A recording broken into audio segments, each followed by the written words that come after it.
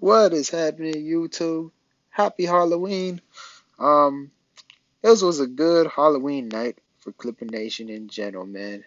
We faced the Orlando Magics, and the first entire half, we looked like we struggled, especially the first quarter. Um, both sides, they weren't able to hit shots in the first quarter. Second quarter, Orlando kind of started hitting shots. Gary Harris was sniping. Um, Bankero, he was a little bit slow today. Mo Wagner was doing his stuff. Franz, he was doing alright. Um, and but it was mainly Gary Harris. He was cooking. But then Clippers picked it up, man. Third quarter, PG. Bones, Norm, they were like the MVPs of tonight. They were always cooking. Zubac did its job, and Mr. Russell Westbrook did his stuff, and then Clippers just dominated. And tomorrow we face the Lakers tomorrow, and whew, this team's looking good, man. I'm still not really feeling the Harden trade. Like I said, it's not because I don't like Harden as a player. It's actually the opposite. I like Harden a lot as a player. I think he's really crafty. He's really good with his ISOs, could rebound and all that. But I just felt we gave up way too much. We just gave up way too many draft picks. I'm and it's unprotected too. So I'm not really feeling it. But hopefully, um, things could prove me wrong. Hopefully, Harden he stays a Clipper for a long time and he plays good for a long time. Same with Kawhi, PG, and everybody. But anyways, let's get into the stats and give my brief overview. Paul George, oh my goodness, he was cooking. The first half, he was off. He was missing so much stuff. Third quarter, that's when he snapped off. He was shooting so many threes, 6 threes, 7 dimes, 7 rebounds, 2 steals.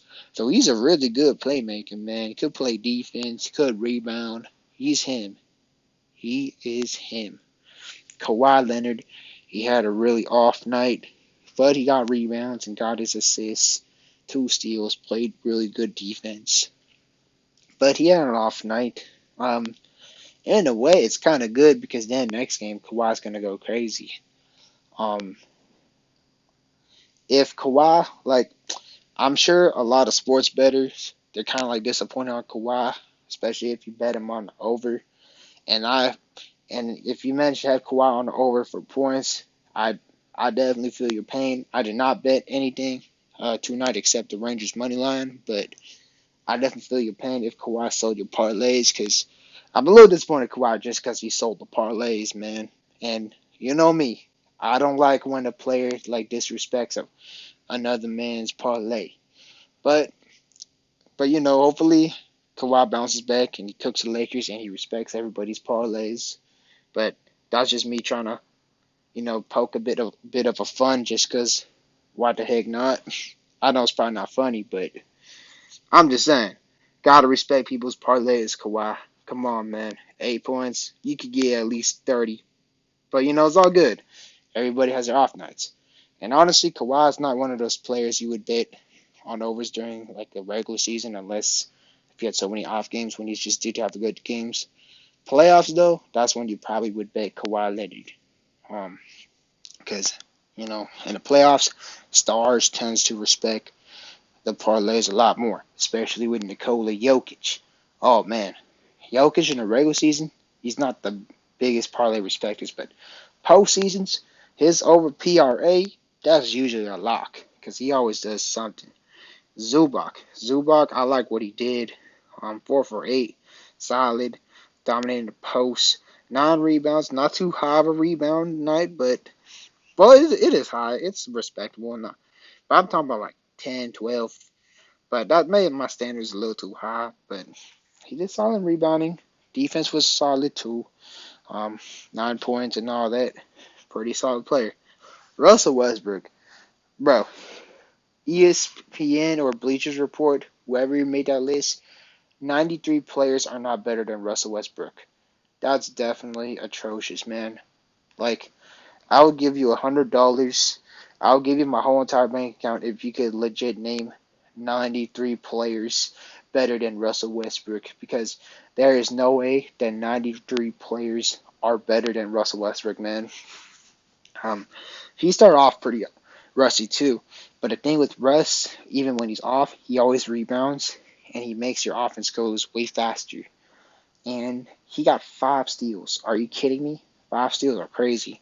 And he trimmed down the turnovers, man. Just 3 turnovers. And I'll be honest with you, even when Russ would turn the ball over a lot, like it doesn't look like the worst type of turnovers anymore. It's just in the Lakers he had a down season. And I can't believe I was one of those people who was on the critical side of Russ, but now when he's with the Clippers, soon as when I first saw him play against the Kings, I immediately know that Russell Westbrook is our guy and he's gonna be a Clipper for his rest of his career. Shout out to this man. Not only this guy he rejuvenated his career to be a star, this man took a pay cut. I repeat, this man took a huge pay cut when he could have easily demanded $10 to $50 million. I'm sure a team like that Miami Heat could have definitely used Russell Westbrook for $10 to $15 million. I'm sure a team like, I don't know, but a decent amount of teams would definitely love a guy like Russell. Maybe the Pelicans, could be the Celtics. They could have paid him a lot of money, but nah. Russ decided to stay with us, and boy, we better do what this man would love us to do, man, because he did us right, bruh. Like, man, this guy's amazing. Bones Highland, an amazing addition. He's a bucket. A bucket. He didn't get any rebounds this game, but, he got 3 assists because he played more of a shooting guard role. So, but this man got the buckets, man. 6 of 14. He was snapping from the threes. He kind of carried us in the game, but he was him.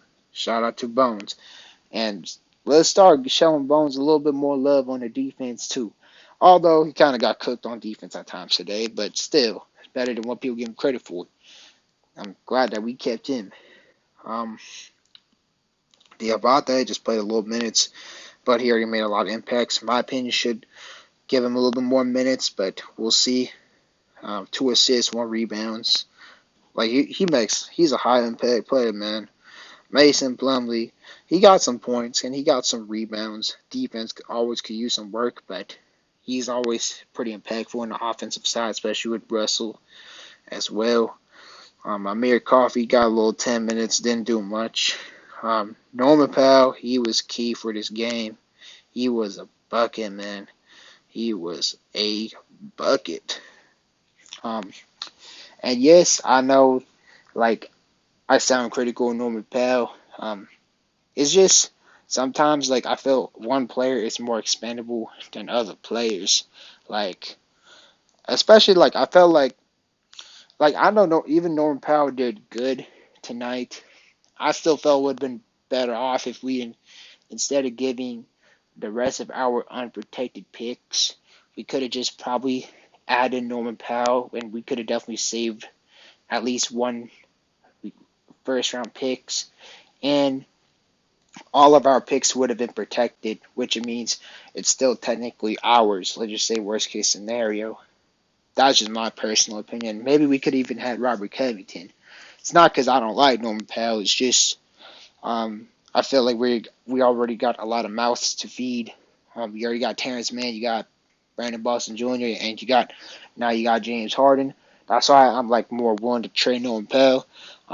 That's why I still don't really like the way how we traded for James Harden. I felt like we gave way too much. I felt there could have been other options, maybe like go for a Patrick Williams from the Chicago Bulls. Option definitely could have been cheaper, but more effective because we could have definitely used an extra athletic four to play defense. But again, I like Harden as a player, but I just felt we traded way too much for him. But another player I want to give a huge shout out is Kobe Brown. From the start, I was really not rocking the Kobe Brown pick. There's 2 players I really wanted. Obviously, you know who it is. But Kobe Brown, he did solid, 3 for 4. He hit 1 3. He got 3 rebounds, 1 assist. He did his thing. he could definitely make some smart plays, like a putback and all that. Um, he's just there at the right time, and now that we traded KJ Martin and all power forwards, I hope Kobe Brown could definitely get like significant minutes. And I'm not gonna lie to you, like it's kind of a small sample size, so like we will truly find out. But Ty Lue is showing some signs um that he's improving. Like he's starting to be a little bit more willing to include some of the youth in the rotations. He made Bones Highland the official six man, so which is a young player. And then some games, like even when we got KJ Martin, he's willing to plug him in the rotations. Um, and then Marcus Morris.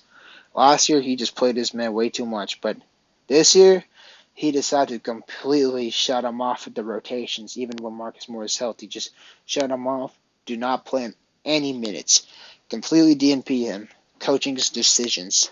And I thought that was a really like a huge learning gap from Tyronn Lue. And hopefully, like I said, even though GG Jackson was my more preferred pick, um, you know, I would definitely say I really would love to see Kobe Brown included in the rotations, like the backup rotations behind PJ Tucker, because we also got PJ Tucker as well too. And I'm curious what y'all think about PJ Tucker, because PJ Tucker, he could be scrappy at times, plays defense, could get rebounds.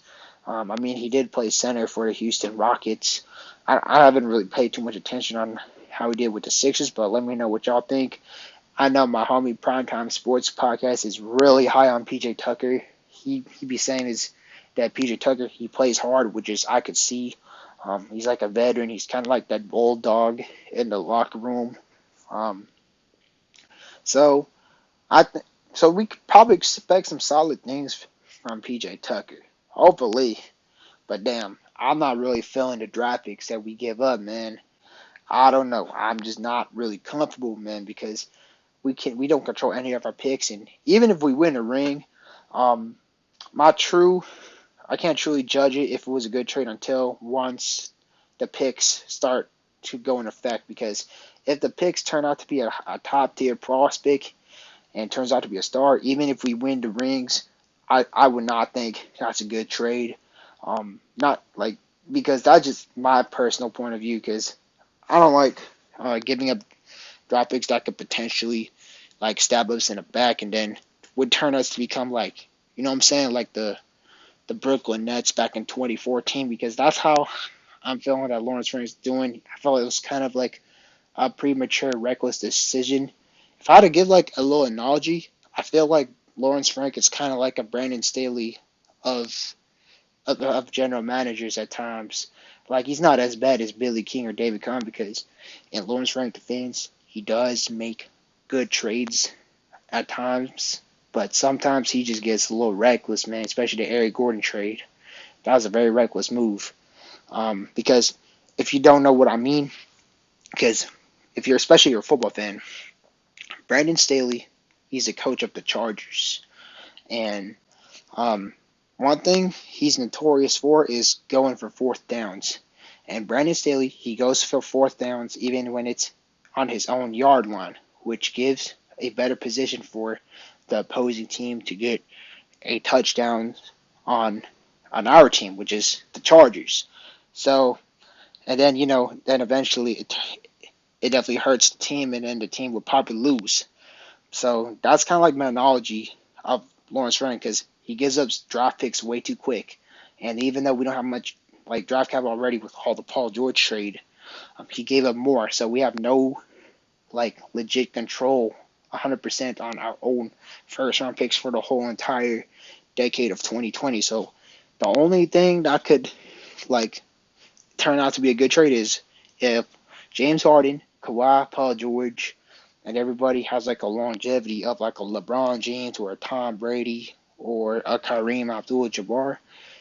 To an extent, Michael Jordan, I could see that becoming like more worth it. But until then, I'm just pretty irky about the feelings about the picks. Like the players, I have no problem with that, but I just felt we could have like either waited for trade deadline or we could have just included like a Norman Powell because Norman Powell, his values is incredibly high. A lot of people love Norman Powell. He's a bucket. He should have won Six Man of the Year. That could have easily saved a first round pick from us, but that's just my opinion.